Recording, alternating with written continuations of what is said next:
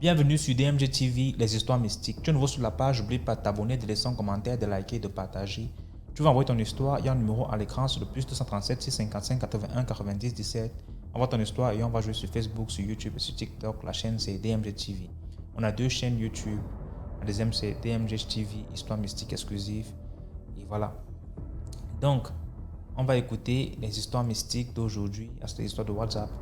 Si tu viens d'arriver, si tu tombes sur la page pour la première fois, abonne-toi. Et si tu es là depuis, tu regardes sans t'abonner, abonne-toi. Hey! Donc, liker, ce qu'on fait, c'est pour sensibiliser. Merci de donner la force. On va écouter la première histoire. Dites ce que vous pensez en commentaire. Si l'histoire vous a marqué, marquez H1. Voilà, il fait comme ça. Si c'est l'histoire 2, l'histoire numéro 2, H2. Voici ce que j'ai retenu et tout, ainsi de suite. Donc, écoutez l'histoire attentivement, s'il vous plaît. Bonjour DMG, j'espère que tout va bien. Encore une fois, merci de l'initiative, car aujourd'hui, si on arrive à apprendre beaucoup de choses, c'est grâce au témoignage aussi que vous passez dans les émissions. En tout cas, je tenais particulièrement à vous remercier. Et j'étais déjà passé une fois, je crois, au numéro 315. Et j'avais aussi dit que je reviendrai car il y a encore de quoi à dire. Je suis de la RDC. L'histoire que je vais vous raconter, ça m'est arrivé dans les années 97. Dans les années 97, et j'étais jeune, encore un peu plus jeune qu'ici. Et maintenant, j'étais jeune. Et voilà. Dans l'église là où je priais, mon pasteur, il s'est avéré que dans l'église, il avait compris qu'avoir un garde du corps sportif, c'est bien. Parce que je faisais des sports. Il a fait de sorte que je m'approche de lui et j'étais comme son garde du corps. Donc chaque matin, quand il sortait, comme lui, il habitait un petit peu derrière nous, il sortait de sa maison, il venait à sa voiture, il venait me chercher et on partait dans son bureau. On passait la journée là-bas, j'étais tout le temps avec lui, les soirs je rentrais. C'était dans les années 97. Je venais juste de faire mon bac. Et paf, ça m'est arrivé une fois, le bureau là où il travaillait, son bureau c'était juste en face de notre stade. C'était pas loin du stade des Martyrs. Et quand on était au bureau, on était au quatrième étage, on voyait le bureau. C'est le bureau d'une personne, d'une grande personnalité. C'était un musicien connu à l'époque. Et tout le monde, quand on parle de ces musiciens, disait ah, c'est une personne qui avait beaucoup de fétiches, c'est une personne à effrayer, il avait ça, il avait ça. Tout le monde les connaissait, étant qu'une personne qui touchait à tout. Je ne citerai pas les noms, mais les Congolais, ils vont reconnaître quand même. Et voilà, un jour, dans le bureau, quand vous montez l'escalier, on était au quatrième étage. Quand vous montez au troisième étage, arrivé au quatrième étage, pour monter au quatrième, il y avait une porte en forme de... euh, c'était en fer, des portes en fer, et comme des antivols comme ça. Et la porte là, pour l'ouvrir, il faut que quelqu'un vienne de l'intérieur. Ça veut dire, moi, je dois descendre, je vous ouvre la porte et vous montez l'escalier pour aller voir le pasteur. Et quand vous montez, juste en montant, vous allez voir devant, là, il y avait le table. Là, c'était mon bureau. Moi, j'enregistre. Je pars, je veux vous mettre à côté, comme le salle de réception. Je vous mets là en attendant, je passe à la réception, je passe au secrétariat, je dépose le nom des personnes qui sont là. On vous fait rentrer à l'intérieur et dès là-bas, vous irez voir les pasteurs. Et là, c'était obligé. En tout cas, la porte là, si je le ferme, personne ne peut l'ouvrir de l'extérieur. Un après-midi, tout le monde, à chaque fois, pasteur nous disait que non, quand vous êtes là, il faut être concentré. On a y avoir beaucoup de choses, des hiboux, ils montaient là, beaucoup de choses, mais bon, moi, je venais, j'étais jeune aussi, je calculais pas trop. On priait les matins, on priait à midi, on priait les soirs. Et vers 14 heures, j'étais affamé, et j'attendais de manger, et j'étais là, pas allongé, mais j'ai mis ma tête sous la table et j'ai regardé le bureau. Je regardais pas parce que si je regarde devant moi, je vois directement l'escalier. J'ai regardé maintenant des côtés, j'ai regardé le bureau. J'écoute en bas, bac, la porte fait bac. Je vais maintenant bouger pour aller descendre, voir qu'est-ce qui fait le mouvement. Parce que j'ai senti déjà comme si quelqu'un venait. Je vous promets, j'étais tétanisé. Parce que quand je voulais bouger, j'étais bloqué. La porte s'est ouverte. Ça fait le bruit qu'il faisait. Ça s'est renfermé. j'écoutais le son de la chaussure. Ministre, comme on appelait à l'époque le chaussure ministre, commence à monter à l'escalier. C'est monté jusqu'à devant moi. Il était devant moi. Et là où j'étais, j'ai senti qu'il y avait l'air qui passait, pas parce qu'il y avait une personne devant moi, et il y avait l'odeur des parfums, des grandes marques, donc des hautes personnalités. Et moi, j'étais comme ça, je ne pouvais pas bouger. J'étais comme ça, je ne pouvais pas bouger. J'étais là. J'ai fait l'effort, même crier au nom de Jésus, ça ne sortait pas. La personne s'est mise devant moi comme ça. Peut-être 2 secondes ou 3. Après, il a tourné. Il a commencé à descendre. Tac, tac, tac. Quand il descendait, j'écoutais tout. J'écoutais comment il descendait. Arrivé en bas, il a ouvert la porte. Quand la porte s'est refermée comme ça, bon, c'est là où c'est comme si on m'avait débloqué. J'ai sauté la table qui était devant moi. Je lui ai envoyé, donc, parce que je l'ai poussé, c'était tombé vers l'escalier.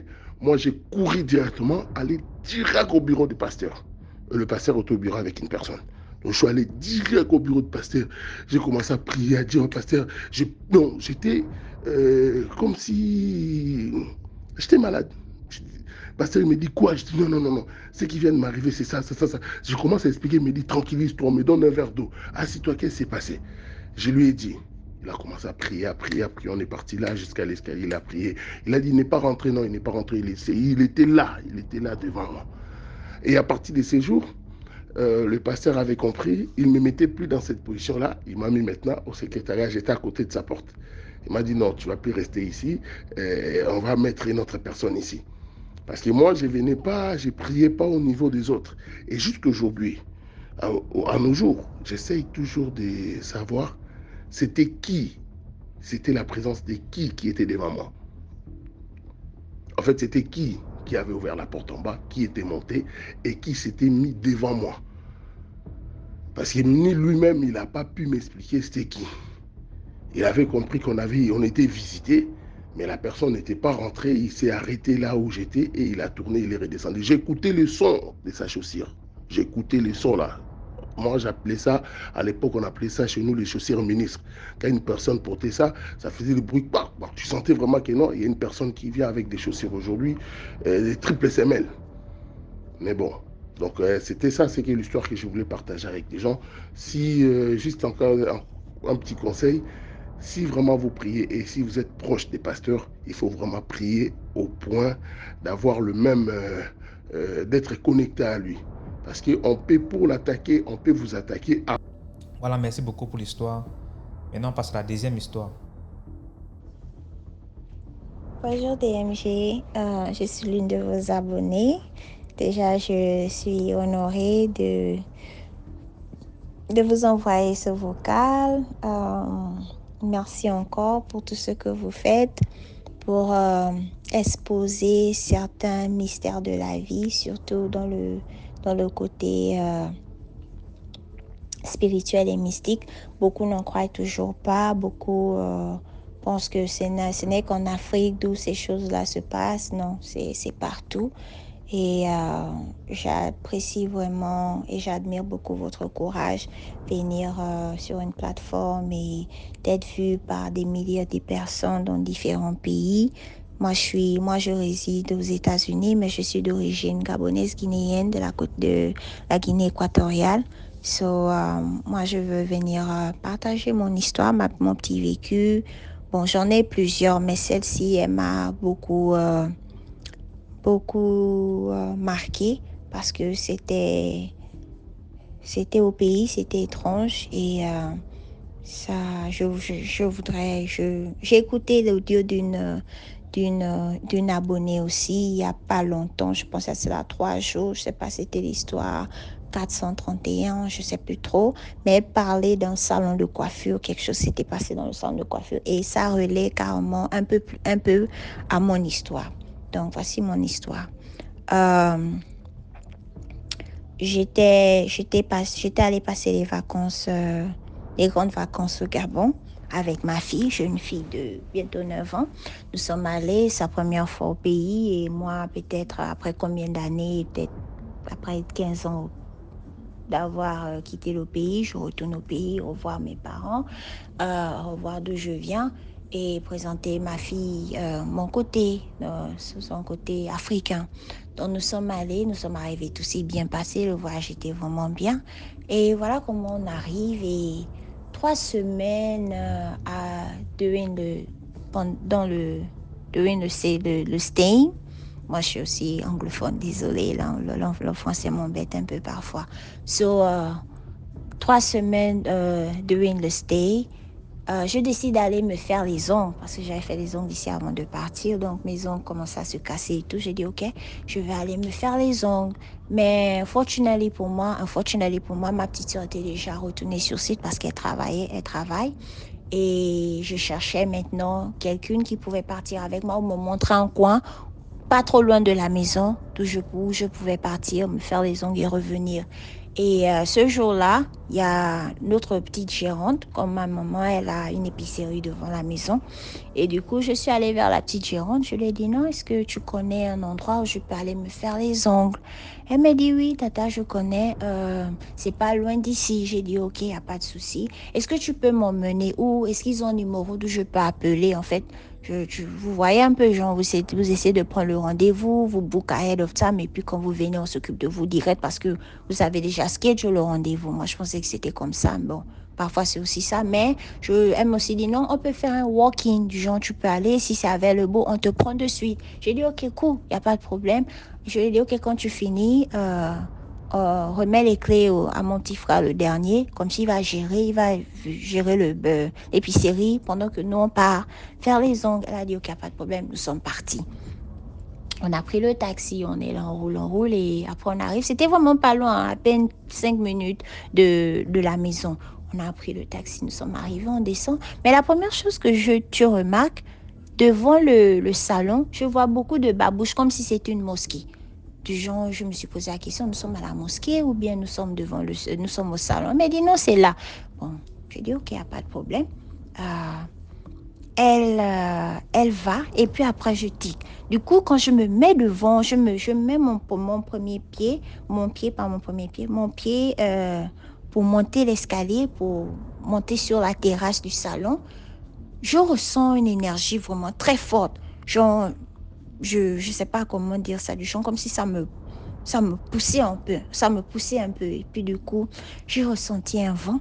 Après, je lui ai dit non, je ne pense pas que je vais rentrer ici. Elle me dit non, pourquoi? J'ai dit non, je ne sais pas, mais je ne me sens pas. Après, elle me dit ok. Je lui ai dit mais va quand même, tu demandes si elles sont vers le beau ou si la personne peut aussi venir à la maison parce que vu que j'ai laissé les enfants seuls, je ne veux pas que les enfants restent comme ça. Donc, si c'est un truc qui peuvent se déplacer, il n'y a pas de problème, peu importe le prix, je vais payer.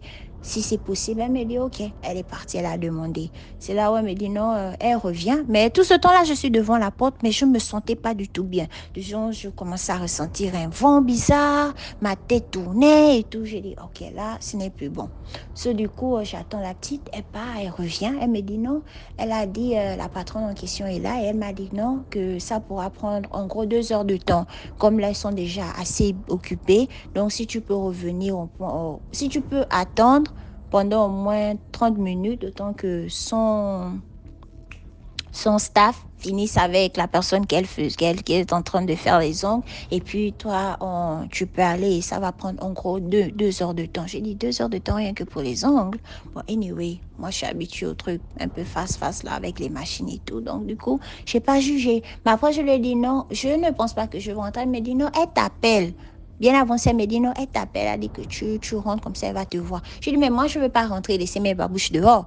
Elle me dit, ok, il n'y a pas de problème, vas-y, allons, on va rentrer. Donc, elle rentre, d'abord, elle se met devant et moi, je la suis derrière. Donc, la suivant derrière, elle rentre, elle n'a pas les babouches. Tout le monde dans le salon, bizarrement, n'avait pas les babouches. Tout le monde, toutes les babouches étaient dehors, que ça soit talons, sport shoes, peu importe, tout c'était dehors, devant la terrasse, devant la porte, quoi. Du genre, comme si c'était un lieu sacré. Vous enlevez les chaussures pour rentrer. Et c'est un salon de coiffure. Mais ce qui m'intrigue, ce qui m'a intrigué, ce qui m'a interpellé, ce qui m'a alerté autant pour moi, c'est le fait que quand je suis rentrée dans le salon était très sale. Très sale, genre la mèche de partout, les ongles, les trucs sur le sol et tout. Je dis, ah, mais ça c'est pourquoi on enlève alors les babouches pour venir se retrouver dans la saleté ici. Mieux alors, on rentre avec les babouches. Et du coup, quand je suis rentrée, la première chose que la patronne a dit, c'est quand on rentre ici, hein, on enlève les babouches. J'ai dit non, madame, moi, je ne veux pas enlever les babouches, je suis désolée. Je venais juste demander par rapport au prix. C'est là, elle a dit ça va prendre encore 2 heures de temps. Soit tu attends, soit tu reviens plus tard. Je l'ai regardé, mais elle a senti, en elle, j'ai vu quelque chose. Elle aussi, elle a senti que j'ai vu ça. Donc maintenant, elle m'a regardé, mais elle ne voulait plus me regarder straight dans les yeux, quoi. C'était du genre, elle a senti que j'ai vu quelque chose et elle a baissé sa tête. Et elle parlait maintenant elle parlait du genre du dos, elle me montrait du dos en disant, oh non, si tu veux revenir, tu reviens, mais ça va prendre encore 2 heures de temps. C'est là que je regardais, je voyais tout le monde, toutes les femmes là étaient assises, tout le monde me regardait les pieds, bizarrement. Elle me regardait toutes les pieds. J'étais debout. À un moment, je voulais enlever les babouches. Après, j'ai dit non. Quelque chose en moi m'a dit non, lève pas. Maintenant, je regardais tout droit vers... elle avait un petit couloir là. C'est pas un couloir en fait, c'est une section. C'est juste une petite allée. Et il y avait une espèce de design sur le mur et 2 grandes chaises. Mais funny enough, sur les 2 grandes chaises là, comme les chaises de mariage, les chaises de cérémonie pour les mariés ou les celebrants. Donc, je voyais une femme vraiment de forte corpulence, de fort caractère, assise là, et elle me regardait aussi. Mais je voyais aussi un homme à côté. Mais c'était les choses qui avaient à faire avec les esprits des eaux. Moi, je suis pas initiée, mais j'ai certains dons dont je peux ressentir les ondes négatives. Lorsque je vais quelque part ou je suis quelque part et je ressens quelque chose qui n'est pas bien, j'ai cette possibilité-là, capacité-là de ressentir ce genre de choses. Du coup, je lui ai dit non, je ne pense pas que je peux attendre et du coup, ce sera pour une prochaine fois. Elle m'a dit ok, il n'y a pas de problème. Elle me parlait même plus qu'elle me regardait des yeux, quoi. Elle me regardait maintenant, du genre je parlais, mais ne regardait plus. Entre-temps, c'était maintenant ses staff et les femmes qui se faisaient treat, qui me regardaient maintenant. Et c'est comme ça que je suis sortie. J'ai appelé l'enfant qui est parti avec moi. J'ai appelé la petite. J'ai dit, ma chérie, qui t'a emmené ici? Elle me dit, non, je viens souvent faire les ongles ici avec mes copines et tout. J'ai dit, ma chérie, il y a des coins, hein. Donc, lorsque tu pars, il faut toujours prier, il faut faire très attention. Toi, tu es enceinte. Tu as un bébé dans le ventre de combien? À ce temps, je pensais qu'elle avait 7 mois de grossesse. Tu te mets à prendre des risques, à aller dans des endroits. Tu vas dans des endroits où on te demande d'enlever les babouches pour rentrer dans le salon. Moi, je pensais même que lorsqu'on rentrait dans le salon, là, le salon était propre. Le salon est sale, il y a les cheveux de partout et il y a des atmosphères funny. Et toi, tu t'hasardes à rentrer là-bas sans les babouches. Ma chérie, c'est un courage que tu prends. Il faut éviter ça. C'est risqué. C'est vraiment risqué. Et du coup, je lui ai dit non, s'il te plaît, pour ton propre bien et le bien de cet enfant que tu portes dans le ventre, ne reviens plus jamais ici. Moi, je sais ce que j'ai ressenti ici. Tu vois pourquoi je n'ai pas enlevé les babouches? Parce que c'est sous tes pieds Hakena, comment je peux dire ça en français? Désolée, hein, comme je disais, le français m'embête un peu parfois. C'est sous tes pieds que ta gloire se trouve en fait. Tu ne peux pas rentrer dans certains endroits et surtout sachant que tu es enceinte, même si tu ne l'es pas. Mais toi, tu es enceinte et tu t'hasardes à rentrer là-bas comme ça. Tu sais ce que la femme l'a appris sur toi ou tu sais ce qu'elle a vu sur toi ou même sur ton enfant. Et c'est comme ça que je l'ai pas. J'ai dit, ma chérie, ne fais plus jamais ça. Donc moi, j'ai pas trop forcé. Je suis allée dans le marché où ma mère m'avait emmenée la première fois pour aller me faire dresser. Je suis allée là-bas et une amie à ma petite sœur m'a fait les ongles. Et c'était tranquille. C'était en plein marché, hein, dans le petit couloir. Là, vous savez que dans le marché, il y a le marché. Donc c'est dans le marché même du marché que je suis allée. Et puis, j'ai fait mes ongles tranquilles. J'ai payé, j'ai donné même le type. Et puis, je suis rentrée. Mais ça m'a marqué. Ça m'a marqué parce que je ne suis jamais rentrée dans un salon. Même ici, où je vis au State, on ne m'a jamais demandé un jour d'enlever les babouches pour rentrer dans un salon de manicure et pédicure. À plus forte raison, le salon était même sale. Je suis rentrée dans des salons 5 étoiles, les salons vraiment huppés où c'est vraiment à base de massage, de tout et tout, de vin, de champagne et tout ça. C'est ça. Mais celui-là, c'était vraiment un salon, mais Juste le fait que l'énergie n'était pas ça et ce que j'ai vu à l'intérieur aussi, c'était vraiment, c'est juste pour interpeller nos frères et sœurs que faites attention. Le monde est vraiment risqué. Les gens vont tout faire pour pouvoir drain les énergies des gens, les étoiles des gens. Donc, faisons vraiment attention, prions toujours où on va et où on fait les ongles, où on fait nos cares, même les habits que l'on porte, tout ce que l'on fait quand on achète un item quelque part dans un marché ou dans un magasin. Prions toujours parce que ce ne sont pas toutes ces personnes qui sont assises là dehors, qui ont des shops, qui sont aussi simples. Il y a des gens qui utilisent et changent des choses, des autres, autant pour moi. Vous vous rendez compte que vous rentrez dans un simple salon de coiffure, vous devez enlever vos babouches, vos chaussures. Et à la fin, quand vous rentrez même dans le salon, déjà ça pue la sueur et puis il y a les mèches, les cheveux, la terre de partout, du genre les carreaux blancs sont devenus marron bizarres. Vous voyez que ça fait un peu bizarre, quoi. Et vous voyez les énergies bizarres dans le salon. Ça veut dire qu'il y a certaines personnes ici dehors qui ne dorment pas la nuit, qui ne font pas les choses simples, qui font tout, qui vont tout faire rien que pour avoir la clientèle. Et ça m'a fait mal parce que son salon était plein à craquer. C'était plein à craquer. Il n'y avait plus de place en fait. Tout était occupé et toutes les babouches, toutes les femmes là, leurs babouches étaient dehors.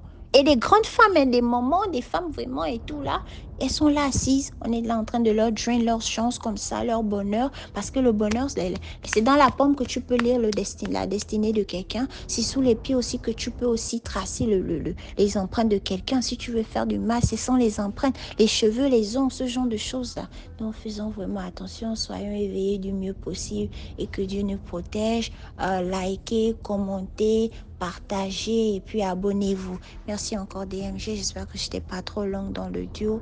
Et bisous encore, que Dieu vous bénisse. À plus. Merci beaucoup pour l'histoire. Maintenant, on passe à la troisième histoire. Bonjour à la famille DMG, bonjour à tout le monde. Je vais raconter une histoire qui s'est déroulée à l'ouest du Cameroun, dans le département d'Undé. C'est ma mère qui me l'a relaté. Quand elle était encore jeune, elle pouvait avoir même 12 ans, 15 ans, comme ça. Elle était très jeune. Alors, elle vivait à Yaoundé. Elle était allée au village une seule fois. À l'époque, les villages étaient très enclavés. C'était le genre, quand il pleut, parfois les voitures n'ont pas accès à certains villages. Donc, vous descendez dans le village qui est, comment on peut dire, dans le district. Vous allez encore marcher pour arriver au village même. Donc, elle était allée au village une fois. Et la fois où elle était allée au village, il avait plu et ils étaient passés donc par la... comment ça s'était passé? Ils étaient passés... Ils n'étaient pas passés par la route comme la voiture prend la route. Ils ont donc pris un raccourci donc dans la brousse. Ils sont passés dans la brousse jusqu'à ce qu'ils sont arrivés au village. Donc, quand elle est donc repartie cette fois-là, malchance, il avait encore plu. Et les voitures se sont arrêtées seulement au niveau du district. Donc, au niveau si on peut dire, d'une ville, une petite ville. Donc, il fallait encore marcher quelques kilomètres pour arriver au village même où elle se rendait. Elle allait rendre visite à son oncle. Donc, elle reprend encore la route là. Elle reprend encore le chemin qu'ils avaient pris la fois où elle était au village. Elle reprend le même chemin. Mais elle se rend compte que la route se ferme. Si vous allez bosquer les routes là, vous marchez dans les herbes. Quand les gens marchent, donc vous savez qu'ici les gens marchent, ont l'habitude de marcher, il n'y a pas d'herbe. Donc il y a une piste là qui serpente comme ça. Donc quand elle marche là, la piste, elle se rend compte que c'est fermé, hein, la route se ferme. Juste à un moment, elle a pris un bois, une branche d'un arbre qui était cassée là, pour taper comme ça, ouvrir les herbes. Elle marchait en ouvrant les herbes. Et aussi, c'était le raccourci, la route était plus courte. Elle a préféré passer par là que de marcher comme la voiture qui est un peu plus longue. La route était un peu plus longue. Là, voici donc sur la piste, là, elle marchait, elle arrive à un endroit. La première fois qu'ils étaient passés là-bas, il y avait une maison qui était isolée. Dans une partie de la route, il y avait une maison un peu, peut-être à 10 mètres, 15 mètres de la route, sur la gauche, comme ça. Vivait là un grand-père. Il était déjà vieux. Quand elle était passée pour la première fois, avec sa tante, hein, parce que la première fois, elle était passée avec sa tante. Le monsieur là était là, vieux là, assis sur sa cour, et il vivait tout seul. Donc la deuxième fois qu'elle repasse alors maintenant seule sur ce raccourci-là, elle arrive au niveau où il y a la maison de ce vieillard-là. Mais là-bas, il n'y a même pas beaucoup d'herbes. On a l'impression qu'on désherbe, que c'est même désherbé. Tandis que la piste là même un peu ouverte. Donc elle peut même marcher sans plus taper les herbes avec son bâton. Elle arrive à voir la maison là, mais la maison, elle est bizarre. La maison est sinistre. Pas dire que un sentiment qu'il a envahi, comme si elle entre dans un cimetière. Vous savez, quand vous entrez dans un cimetière, vous avez un sentiment un peu bizarre là, oui. Elle sentait ça. Et quand elle traverse la maison, maintenant elle sent une présence derrière elle. Elle sent une présence. Ses cheveux se dressent sur sa tête. C'est-à-dire que quand le vent passait, c'est comme si ses cheveux balançaient comme ça là. Les poils se dressent sur son corps.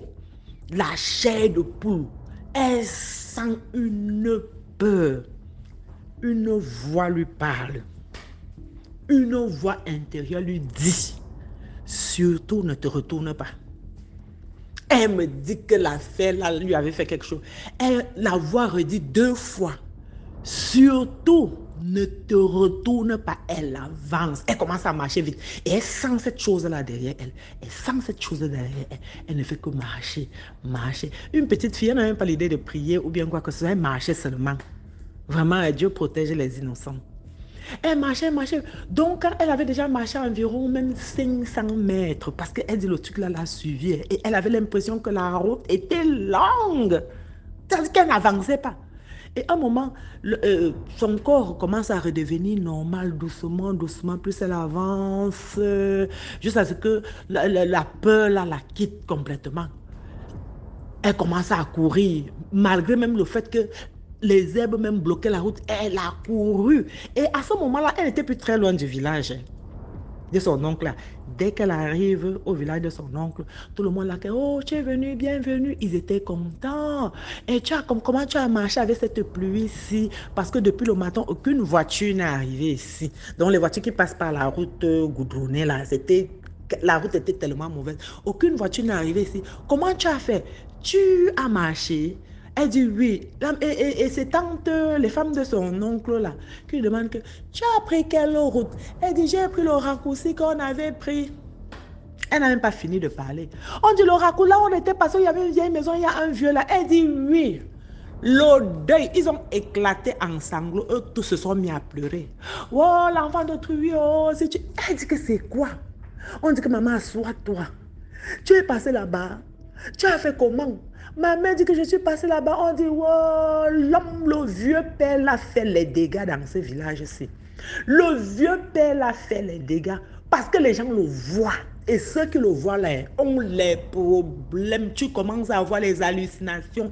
Ils hantent les gens. Dès que tu l'as vu déjà comme ça, tu ne vas plus rester en paix. Si on ne te soigne pas bien, vraiment, tu peux devenir même avoir des crises de folie parce que les gens qui le voyaient.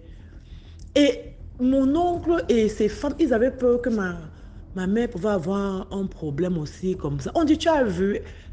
En fait, on lui demande, relate-nous, elle leur raconte ce qui s'est passé, comment elle a eu peur. On dit, est-ce que tu t'es... Elle dit, je ne me suis pas retournée, ça m'a eu peur. Donc, ils étaient tellement apeurés, ils avaient peur, ils étaient là, ils se disaient que oh, l'enfant de Dieu, on espère que rien ne va lui arriver. Et finalement, elle est restée, elle n'a eu aucun problème. Elle a passé son séjour au village jusqu'à ce qu'elle est rentrée. C'est un peu ça aussi. C'est que la leçon qu'on peut tirer de là, c'est que l'innocence, il faut être... Quand tu es vraiment une personne innocente, Dieu te protège beaucoup. Et vous savez, à l'époque là, les gens ne connaissaient même pas trop les mauvaises choses. Et un petit enfant comme ça qui part de Yaoundé pour le village seul, hein, les parents étaient aussi naïfs comme ça. Bon, voilà un peu ce que je voulais partager avec vous aujourd'hui. Sur ce, portez-vous bien, vraiment. Et que Dieu nous garde. Continuons tous dans la prière. Vraiment, DMG, que Dieu te protège. Hein. Que Dieu te protège beaucoup avec tout ce que tu fais pour les gens. Si tu sais, les méchantes personnes là, ils n'aiment pas ce que tu fais parce que tu ouvres les yeux aux gens pour qu'ils évitent Vraiment que Dieu te protège. Courage. Que Dieu nous protège. Au revoir. Bye. Merci beaucoup pour l'histoire. Maintenant, on passe à la quatrième histoire. Bonjour DMJ-TV, mon nom c'est Quentin. Bon dimanche à tous, partagez, aimez et aussi abonnez-vous. Donc je veux aussi rendre un témoignage, aussi l'histoire aussi que je vais vous raconter, c'est passé. Vraiment c'est réel et puis c'est affreux. Et aussi on ne sait pas qui est qui dans la vie. Même les amis avec qui on marche, vraiment il faut qu'on fasse très attention. Dans le cours de l'année passée, au même mois que où nous sommes là, qui est novembre, bon malheureusement je vivais quelque part où l'État nigérien voulait faire une route, donc ils avaient décidé de déguerpir la route là, donc ma maison a été démolie où je vivais. Donc comme ça, j'ai envoyé mes affaires dans la maison où mes enfants se trouvent, puisqu'ils ne sont plus avec les mamans. Aussi, je ne peux pas aussi vivre là-bas, comme je travaille aussi un peu loin, donc je vivais avec un ami. Donc dans ça, j'ai eu un endroit quelque part que j'ai payé, mais la maison n'était pas complète. Il n'avait pas encore fini de faire les choses dedans, le ménage dedans.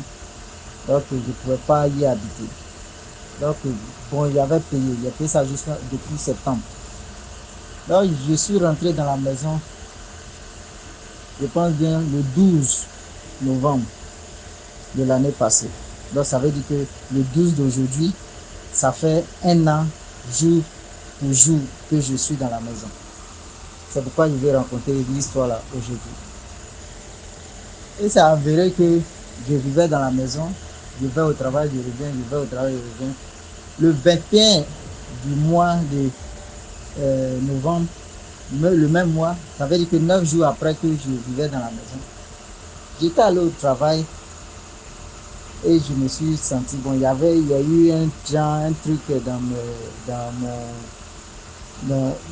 dans mes fesses. Donc j'avais trouvé ça un argument pour demander permission pour venir rester à la maison et puis me reposer. Donc je suis arrivé à la maison. J'avais décidé de manger, mais tellement il était un peu fatigué, je voulais dormir en même temps, il voulait manger. Donc j'avais gari à la maison, et puis miel, et puis comment on peut appeler ça, l'arachide, que j'aime ça très bien. Donc je ne trouvais pas d'inconvénient à ça, j'ai pris ça, et puis j'ai fait un petit mélange. J'ai dit bon, attends, il va manger ça pour attraper le ventre. Là, si je dors, je me réveille, je vais acheter au moins une bonne nourriture pour manger. Les amis, voilà le problème qui va commencer. J'ai mangé ça, je me suis endormi, je me suis couché, mon ventre avait commencé à me piquer, comme en train de quelque chose me mord d'une manière. Je n'arrivais pas à comprendre. J'ai dit, mais ça, c'est quoi ça? Je suis parti à la pharmacie, j'ai pris quelque chose au moins de lucet pour boire, et puis un truc, quelque chose pour me dégager le ventre. J'ai fait ça, mais bon, ça insistait. J'ai aussi appelé ma petite copine qui était à côté. Je l'ai appelé pour dire, il me sent un peu bizarre. J'ai envie de manger la sauce, comment on appelle ça, gombo. Tu peux venir faire ça pour moi rapidement et puis bon, tu vas faire un peu de choses, pâtes pour moi pour que je puisse manger. Elle est venue, elle a fait, j'ai mangé, il a bien mangé, vraiment il a mangé, mais le ventre persistait. Jusqu'à il me dit bon, peut-être que à minuit, bon, jusqu'à matin, ça va cesser. À minuit, mes amis, mes frères, on dirait qu'ils ont pris le couteau, on est en train de trancher mon ventre, trancher mon estomac, c'est-à-dire que couper mes intestins. J'ai crié, mes voisins sont sortis. Nous tous, ils m'ont pris, ils m'ont envoyé dans une clinique. On allait, ils ont fait, ils m'ont piqué. Il leur a dit que le mal est trop. Qu'ils n'ont qu'à me piquer quelque chose fort pour que je puisse m'endormir. Ils ont tout fait, ils disent que c'est tout ce qu'ils ont, qu'ils sont autorisés à me piquer. Ils m'ont piqué tout, mais le mal là a doublé. Jusqu'à 4 h du matin, ça n'allait pas. J'étais obligé de me transporter à l'hôpital général là, de Lagos. Quand ils m'ont transporté là-bas aussi, ils ont commencé, ils ont fait des trucs, piqué, fait des trucs, mais je sais ce qui m'arrive. Et la douleur, c'est dit que c'est 24 h sur 24. La douleur insistait 24 h sur 24. Je n'arrivais pas à manger. Les docteurs disent qu'il ne faut pas y manger, il ne faut rien, je vais faire. Donc c'était un peu bizarre. Et ils disent aussi que c'est l'ulcère qui a été cassé. Comment l'ulcère peut se casser? C'est là que j'ai compris que ce n'était pas une maladie, seulement que l'homme a des yeux normaux peut détecter. Et c'est comme ça. Et auparavant, l'ami en question chez qui j'étais, il m'avait dit que lui il veut être riche à tous les coups, que lui il a besoin d'être riche, que lui il veut être riche, lui il est fatigué de souffrir. Qu'il y avait un monsieur qui l'avait appelé de Calabar. Calabar, c'est notre ville du Nigeria.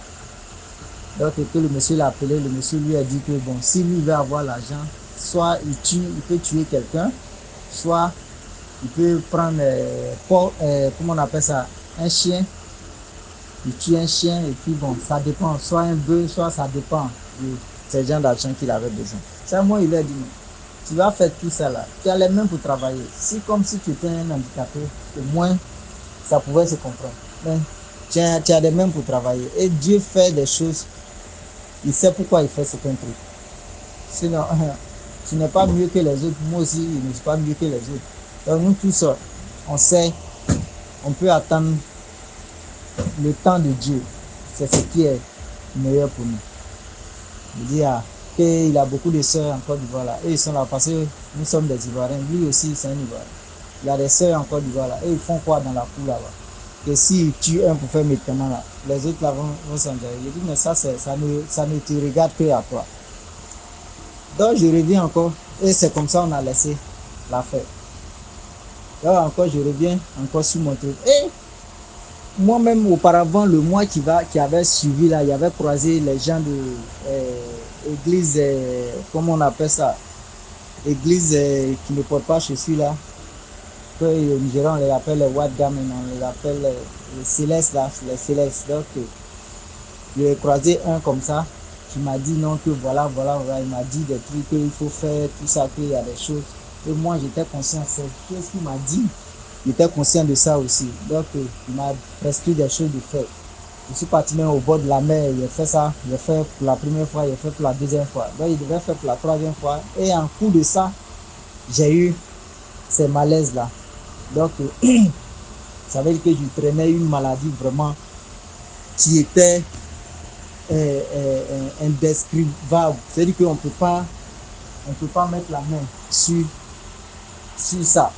Donc les docteurs, c'est là maintenant que j'ai commencé à dire aux gens qui vivaient avec moi, qui étaient avec moi à l'hôpital, que vraiment ils n'ont qu'à me faire quitter dans l'hôpital. Que s'ils me laissent ici, je vais mourir. Moi je sais ce qui m'arrive, ils n'ont qu'à me laisser. Si je dois mourir, je vais mourir à la maison. Je préfère ça. Parce que la nuit où ça va là, il faut que les gars m'enlèvent là-bas. Moi je sais que Dieu ne va pas me laisser, je ne vais pas mourir. Mais ils n'ont qu'à m'enlever. S'ils veulent que je vive là, ils n'ont qu'à m'enlever dans l'hôpital là. Que faut plus, ils vont me piquer quelque chose, ils vont me donner, comment on appelle ça, perfusion encore, injection, ils ne veulent plus. Ils n'ont qu'à seulement m'enlever. Donc c'est là, ils m'ont envoyé les factures encore qu'il faut les payer. Auparavant, ils ne m'avaient pas dit ces gens de factures là. Bon, comme j'ai été là au moins près d'une semaine, j'ai envoyé la facture, j'avais de l'argent, j'ai payé. Quand je suis arrivé à la maison, les choses insistaient. Donc je vais commencer aussi à prendre des médicaments. Et auparavant, il y avait une copine avec qui je sortais, mais je n'aimais pas son comportement. Le caractère qu'elle avait là, je n'aimais pas. Donc je l'avais un peu laissé. Et comme je lui demandais pardon, comme je lui demandais pardon, elle me demandait pardon plutôt, je n'acceptais pas. Et elle avait appelé mon ami en question. Et quand mon ami lui a dit que j'étais gravement malade, tout ça, et elle a cherché à me voir. Quand elle est venue, je lui ai dit voilà ce qui s'est passé. Elle dit qu'il y avait quelqu'un dans les villages, qui, que sa maman, on l'avait mis un truc, un sort à sa maman, que la personne a guéri, que c'est un jeune monsieur, tout ça, que si je pourrais aller le voir, mais il faut aussi l'argent. Je dis ok, présentement là, je n'ai pas d'argent, je vais voir qu'est-ce que je peux faire, et puis pour que je puisse aussi avoir de l'argent. Donc, dans mes pensées, dans mes prières, un peu, même pour avoir même de la nourriture, même pour manger, c'était pas facile. Pour m'occuper de moi-même, pour faire les trucs, vraiment, pour payer même les médicaments, les soins, c'était pas facile.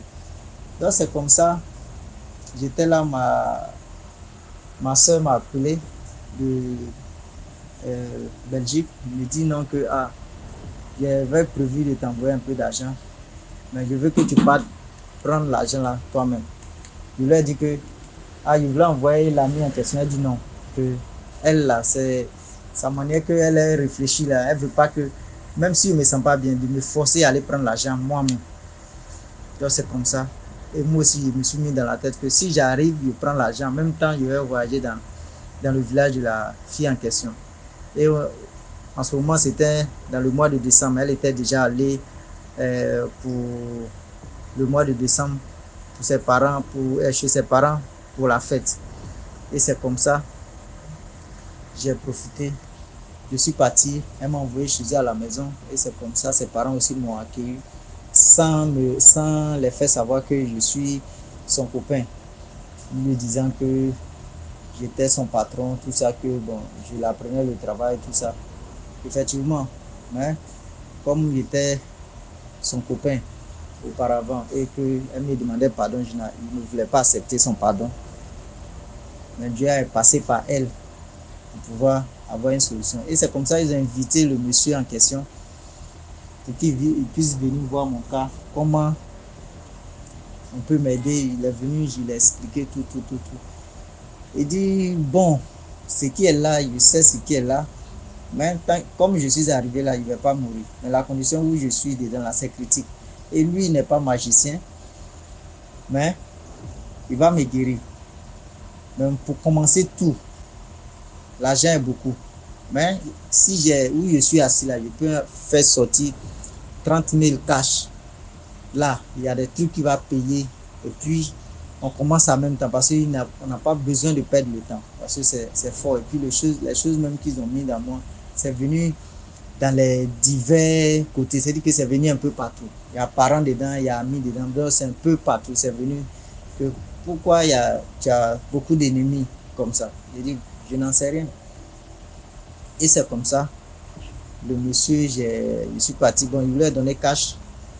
Là, je suis parti transférer le reste. Je lui ai donné. Et il m'a fait envoyer quelque part où il y a des poubelles. Il m'a lavé, tout ça. Après m'avoir lavé, il m'a dit non, qu'il va me traiter. Hein? Il n'est pas bon de savoir trop où c'est quitté. Mais il m'a su que je fais très très attention. Et puis aussi de m'éloigner de certains amis. Et certains parents. Et certains trucs aussi viennent de la sorcellerie. Donc, ce que je vais faire, il faut que je fasse certains trucs. Donc, c'est comme ça. Je suis parti chez lui. Le jour qu'il m'a mis, il y a un médicament qui dit, bon, il va me mettre ce médicament-là. Quand il va me mettre ce médicament-là, il va avoir vraiment mal. Quand il va avoir mal, c'est là que je vais savoir ce qui m'arrive. Effectivement, le soir là, je suis parti, il m'a fait ce médicament-là. Je suis rentré dans la maison.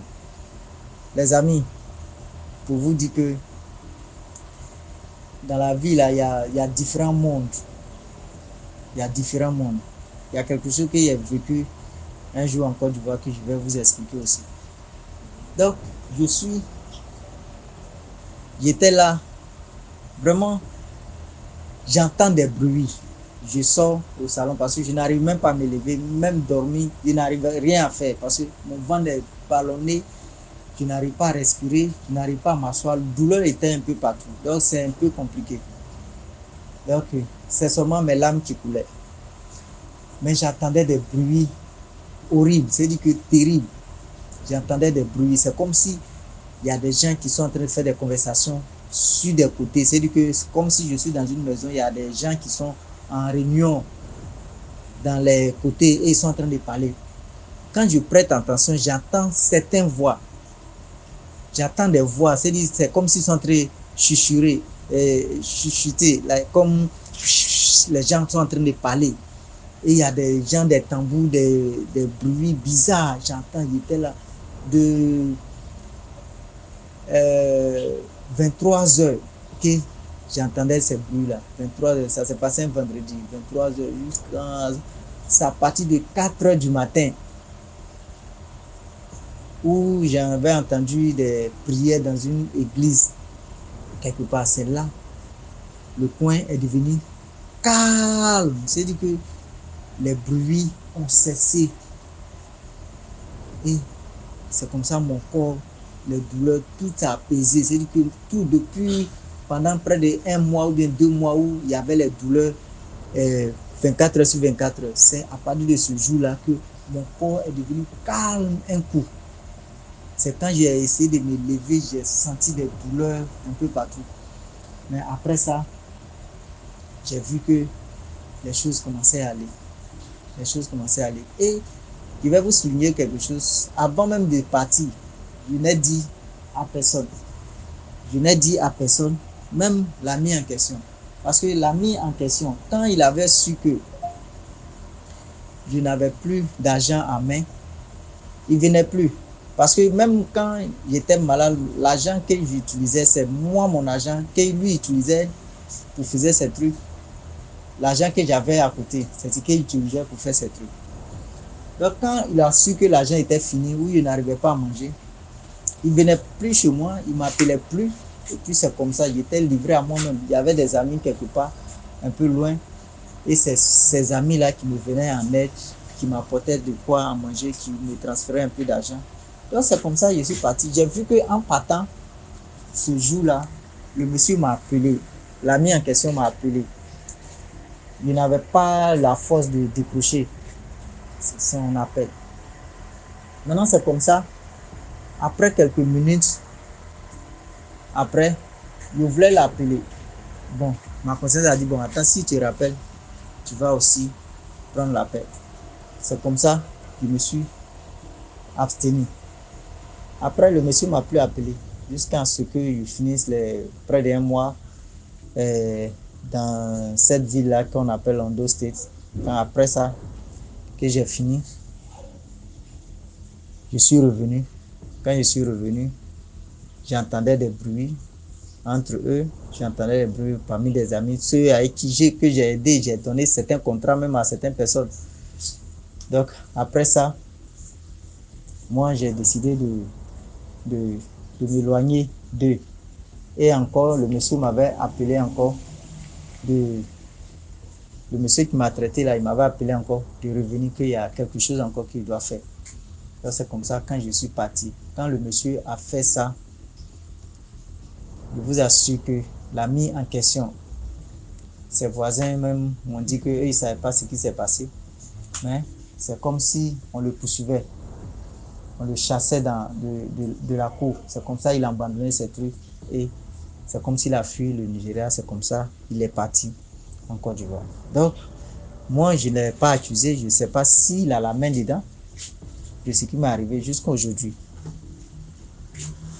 Il parlait les autres, mais il parle pas à moi. Il a mon WhatsApp, il parlait les autres qu'il connaît. Et c'est moi et lui, on était amis. C'est moi qui lui donnais beaucoup de choses. C'est moi aussi qui faisais beaucoup de choses pour lui. Bon, malheureusement, moi, je ne suis pas fâché. Mais Dieu merci que je me sens bien. Oui, je suis là, ça va. Donc, ça veut dire que ça fait 1 an.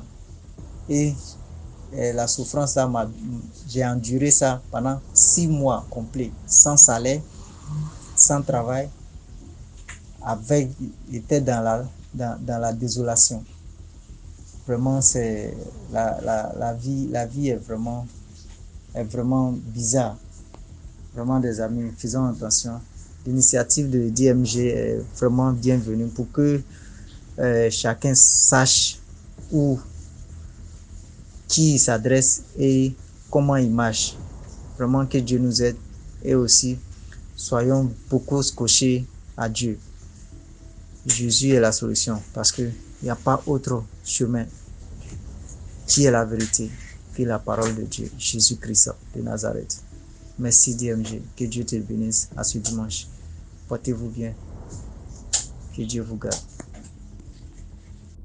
Merci beaucoup pour l'histoire. Maintenant, on passe à la 6e histoire. Bonjour DMG, bonjour la famille DMG, bonjour à l'équipe DMG. Merci pour le travail que vous abattez tous les jours pour nous informer. Nous apprécions beaucoup. Je suis sûre que nous, tous les followers, moi, je suis de tous les côtés et je suis vraiment fière du travail que vous abattez. Merci beaucoup. Alors aujourd'hui, je vais vous conter une histoire que je vais intituler Ce que les yeux peuvent voir. Il s'avère que il y a une succession de choses malaisantes dans ma vie qui m'ont fait penser, suite aux histoires et observations, que peut-être qu'il y a quelque chose, une entité ou quoi que ce soit, qui me font revivre ces situations malaisantes-là ou qui me font revenir dans cette spirale infernale de choses desquelles je ne me sors pas. Donc, je vais prier que Dieu me montre et que Dieu m'aide à combattre cette chose. Donc, ça vient qu'il y a une succession de rêves. Je vais vous conter comme 2 d'entre eux. Et c'est comme si j'étais dans mon rêve dans la concession familiale. Et je suis avec mon cocon familial bien. Mais il y a un cousin avec nous qui est très éloigné, qui n'a jamais été dans la maison. Et je prends mon téléphone, je commence à le filmer. Et c'est comme si je vois sortir de lui un démon ou un esprit. On n'a pas la vraie conception, mais c'est la première fois que je vois quelque chose comme ça. C'est noir, c'est très sombre, c'est informe, ça rentre, ça sort. Et je baisse mon téléphone et c'est comme si ça sortait de lui et ça se mettait à se promener dans la maison. Ça saute sur le toit, ça disparaît, ça entre, ça sort. Et moi, je suis dans une crise d'euphorie. Et c'est comme si, avec ma mère et tout le monde qui est là, il n'y a que moi qui vois cette chose-là. Et donc, je me mets à prier, à crier, à montrer du doigt. Et c'est comme si ce truc-là me regarde et me nargue. Je prie, mais je dis non, ça peut pas finir ainsi. Donc, je suis couchée, je refais ma prière. Seigneur, s'il y a quelque chose, montre-le-moi et aide-moi à combattre. Donc, je suis couchée, je suis dans un sommeil. Je ne sais pas si je l'appellerai éveillé ou si je vais dire compliqué. Mais je suis là et tout à coup, je vois un chat passer. Et je referme les yeux. Et je me dis, mais je n'ai pas de chat. D'où est-ce que ça vient? Donc, je me retourne et je me dis, ok, je vais suivre. Pendant ce temps, je sens comme un regard persistant sur mon dos. Et je suis la direction dans laquelle, je ne sais pas si c'est moi ou mon esprit ou quoi, mais je ne me sens pas bouger. Je sens mon corps endormi. Mais je vois tout ça. Donc, je me retourne et dans l'angle, dans le coin de ma chambre, je vois un être arrêté à l'angle là. Là, je commence à prier. Je prie, je combats, je brise. Jusqu'à ce que je me rendorme. Mais quand je me lève, c'est là que ça chauffe. Je n'arrive pas à ouvrir mes yeux. Je me dis, ok, qu'est-ce qui se passe? Comme tout le monde, un peu de scepticisme, excusez-moi. Je me dis, bon, peut-être que je réfléchis, je n'ai pas fait de maquillage. Il n'y a pas trop de pollen dans l'air. C'est pas la saison où il y a les conjonctivites. Donc, où est-ce que je sors avec ça? Je rentre dans la douche, je vais regarder mon visage. Mes yeux sont fermés de toutes sortes de saletés. Je ne peux pas les ouvrir, c'est douloureux. Donc je lave mon visage, je le lave. Mais c'est très douloureux. Mes yeux sont d'un rouge que j'ai jamais vu. je dis, ok, je vais chez le pharmacien, je prends des gouttes, je me traite. Mais ça fait-il dans ma tête que tu as certainement vu quelque chose, vraiment. Et c'est pour ça que tes yeux sont dans cet état. Donc, je continue à prier, je garde la foi, je me traite. Mais quelques jours après, j'ai une petite cousine qui m'appelle par sa mère pour me dire, ah, tata, j'ai fait un rêve où je suis allée, en tout cas, je vais vous éviter les détails, mais l'endroit où elle est allée, c'est un endroit, parce que dans les rêves, parfois, je sais pas pour les autres, mais il y a des endroits où vous revenez, que vous connaissez dans vos rêves, donc qui n'est pas un endroit que j'ai. Donc, elle a décrit ce même endroit, cette même maison-là, où elle était venue me voir, mais à la suite, je m'étais battue avec un esprit que j'avais réussi à tuer, et il s'est avéré que c'était ce même soir où eu cette expérience-là qu'elle avait fait ce rêve. Donc moi, je me remercie le Seigneur pour ça. Je me dis que j'ai réussi à me défaire de quelque chose ou à lutter contre quelque chose. Donc c'était mon histoire.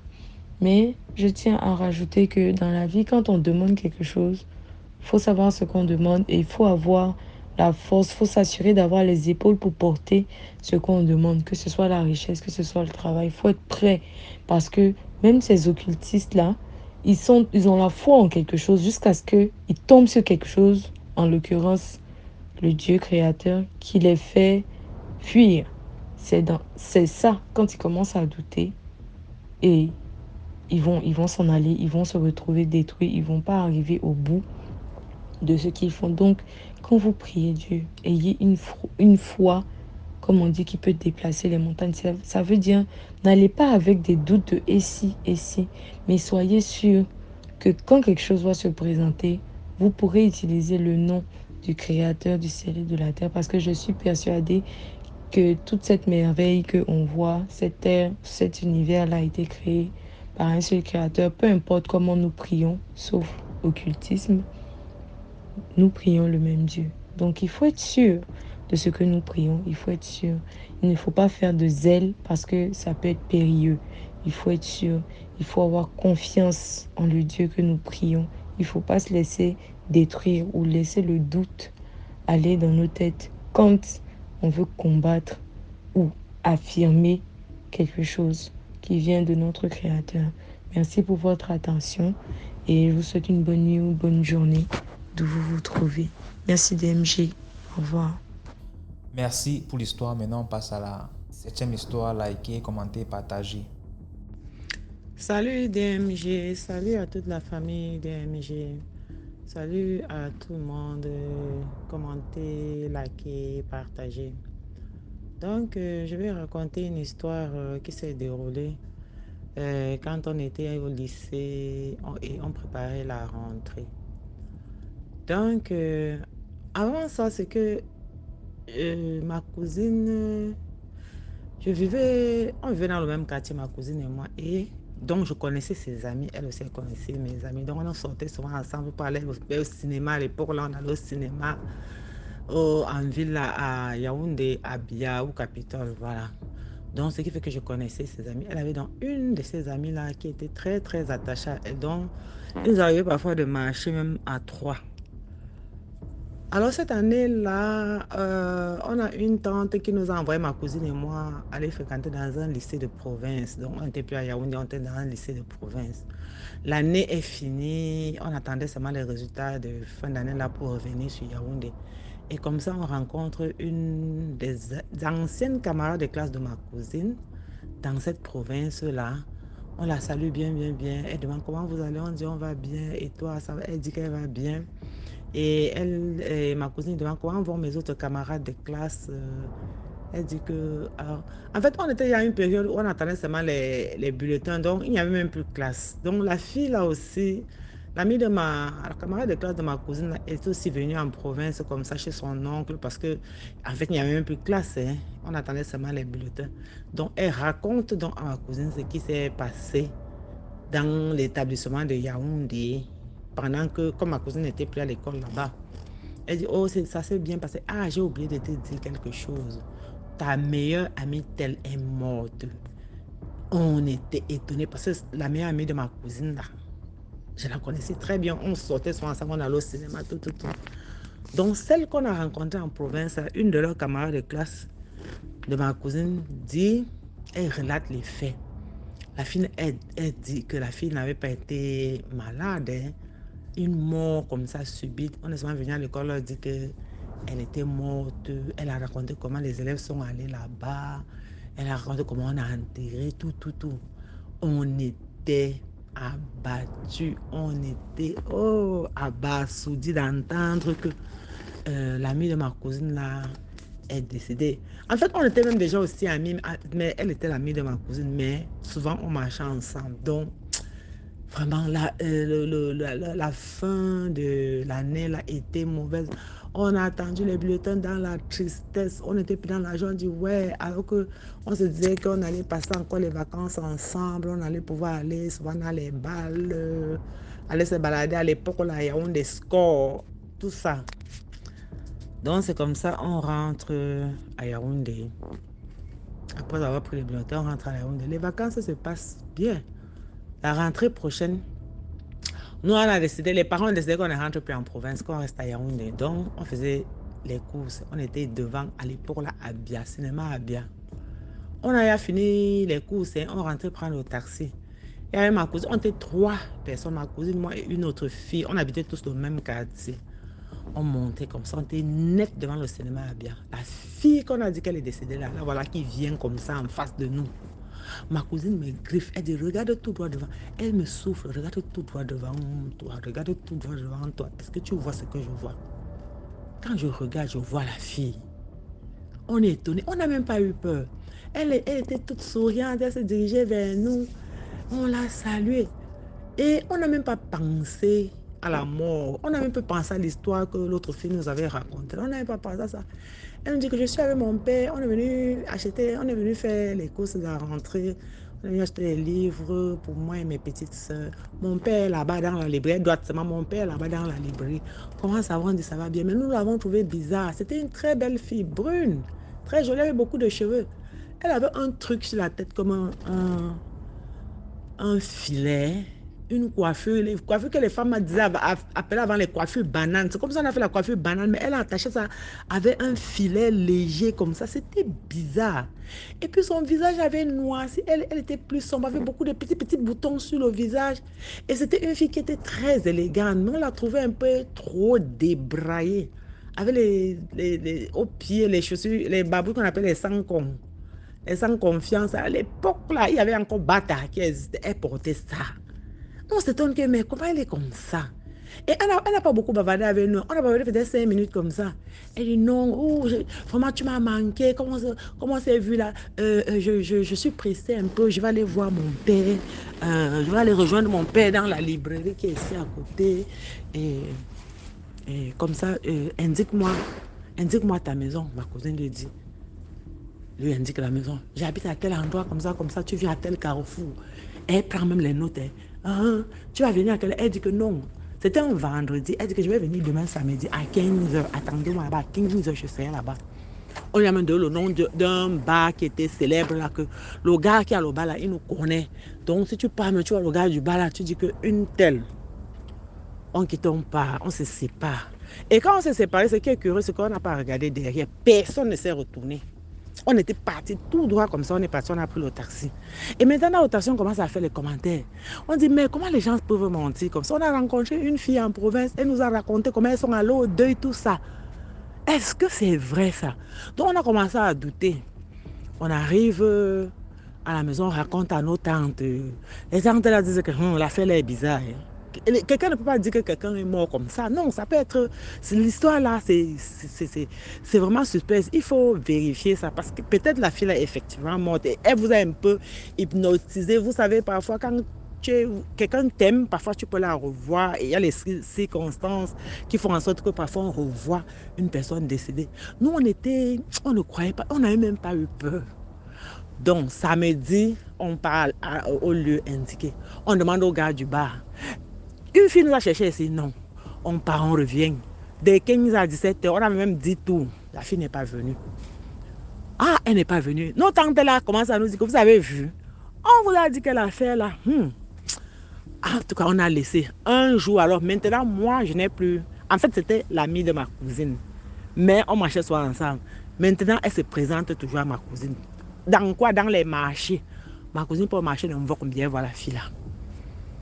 La fille là lui dit que, oh, je suis là comme ça. Et elle était toujours bizarre. C'est-à-dire que plus sale, plus vieille. Comme si elle menait une vie difficile.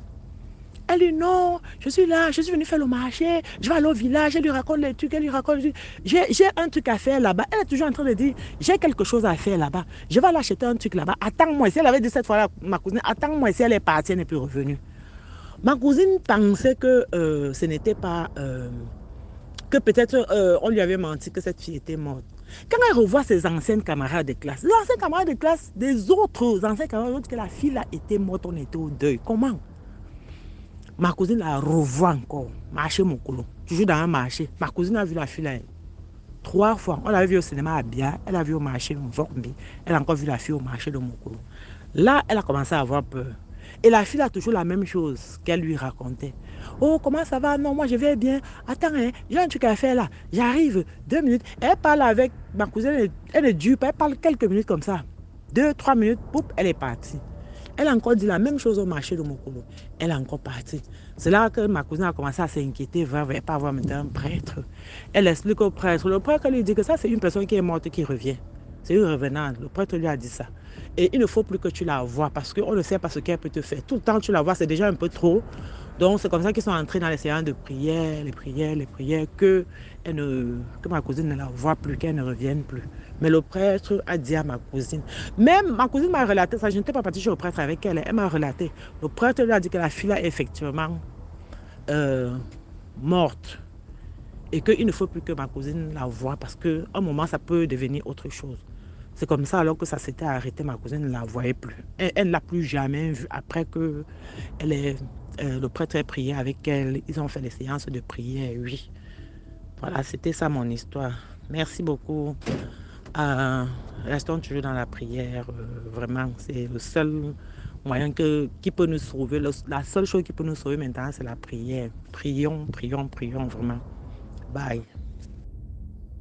Voilà, c'est tout pour aujourd'hui. N'oubliez pas de vous abonner, de partager, de liker. Rendez-vous demain à 12h00 sur YouTube pour une nouvelle vidéo. Partagez, invitez plus de personnes à venir se connecter, à venir raconter leur expérience aussi. Comme ça, on va être de plus en plus nombreux et avoir beaucoup plus d'histoires pour être sensibilisés et tout. Donc, portez-vous bien. À demain pour une nouvelle vidéo.